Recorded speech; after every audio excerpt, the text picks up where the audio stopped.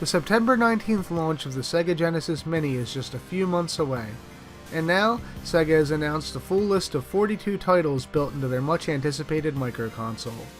As you'd expect, the Sega Genesis Mini's lineup features classics from a wide variety of genres that are sure to make retro gamers jump for joy.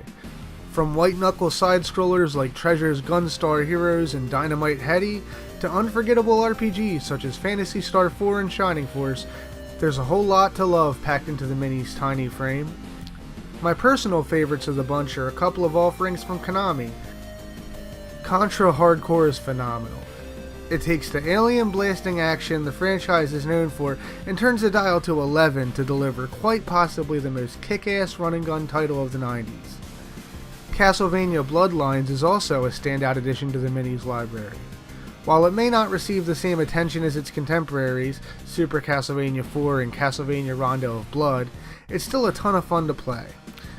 I love how the game's two playable characters allow you to explore different areas of each stage, and speaking of the levels, each one looks fantastic and features a more modern design than other games in the series, adding a fresh flavor to the vampire slaying proceedings. Also worth noting is the very welcome inclusion of Monster World 4. The sixth game in West 1's Monster Boy series, this beautiful 1994 side-scroller never made its way to the States until 2012 on the Wii's Virtual Console, so having the chance to finally enjoy this epic adventure on an official piece of Sega hardware is pretty awesome. No doubt about it, the Sega Genesis Mini has a plethora of great games. However, if you've been paying attention to Sega's flood of Genesis-era compilations over the past few years, then you're in for some serious deja vu. Dozens of the Mini's games have been featured on various collections since the PlayStation 2 era. Hell, the Sega Genesis Classics Collection, which released on the Switch just 6 months ago, features a whopping 24 of the 42 games included on the Mini alone. Among these returning 16-bit stalwarts is Sonic the Hedgehog 2, Streets of Rage 2, Light Crusader, Gunstar Heroes, Landstalker, Shinobi 3, Golden Axe, Phantasy Star 4, and Shining Force, just to name a few. Sadly, Sonic the Hedgehog 3 remains absent from this collection, likely due to the legal issues regarding Michael Jackson's long-suspected involvement with the game's soundtrack. Of course, these games are on the microconsole for a good reason. They're frickin' fantastic! But I've beaten more street punks into the ground in Streets of Rage 2 than the opioid crisis. And if I have to play Altered Beast one more time, I'll probably transform into a suicidal lemming and waltz off the nearest cliff. Yes, I know I'm being dramatic. Honestly, I've happily sunk hundreds of hours into many of the games included on the Sega Genesis Mini.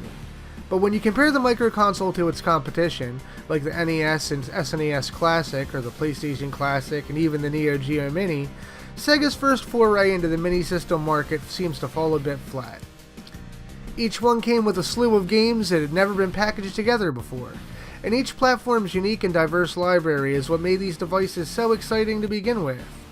With more than half the games featured on the Sega Genesis Mini having appeared as recently as last year on a single collection, it's hard to get too excited. As someone who has a ton of great memories growing up with the Sega Genesis, that's a crying shame. Then again, Sega did so generously include Tetris in this set. The Genesis version of Tetris just so happens to be one of the rarest games in the world, as it was scrapped just after production began due to licensing issues. Supposedly only 5 to 10 copies of the game are known to exist, making it hugely desirable and an exciting addition to the console's library.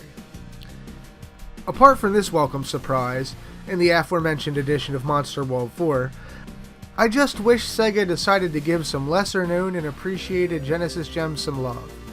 Rocket Knight Adventures or Sunset Riders would have been perfect fits, given Konami's support for the hardware. Or hell, why not Splatterhouse 2 and 3 for some good, blood-soaked arcade-style fun? Despite these gripes, you better believe I'm still looking forward to getting my Mini on this September. That's because I'm a giant hypocrite and I love to throw my money away on gadgets I really don't need. But in all seriousness, as a die-hard Sega fanboy, there's no way I could let this sleek little clone of the scrappy 16-bit console pass me by. Still, I do wish the Sega Genesis Mini's lineup did a bit more to define itself from Sega's previously released compilations. After all, the system's being marketed to the very same fan base who likely purchased Sonic's Ultimate Genesis Collection and the Sega Genesis Classics not too long ago. Only time will tell if those same people feel inclined to drop $80 on what is mostly more of the same. As for me, I hope it sells gangbusters, as that's the only way we might see a possible Dreamcast or Saturn Mini down the road. Hey, a guy can dream, can't he? So, what are your thoughts on the final Sega Genesis Mini lineup? Do you feel it does enough to warrant a purchase? Sound off in the comments below and let us know. Hey poor players, thanks again for tuning in and watching the video. If you liked it, please be sure to leave a like and subscribe if you haven't already. Also, be sure to stop by heypoorplayer.com and be sure to follow us on Facebook and Twitter. As always, game on.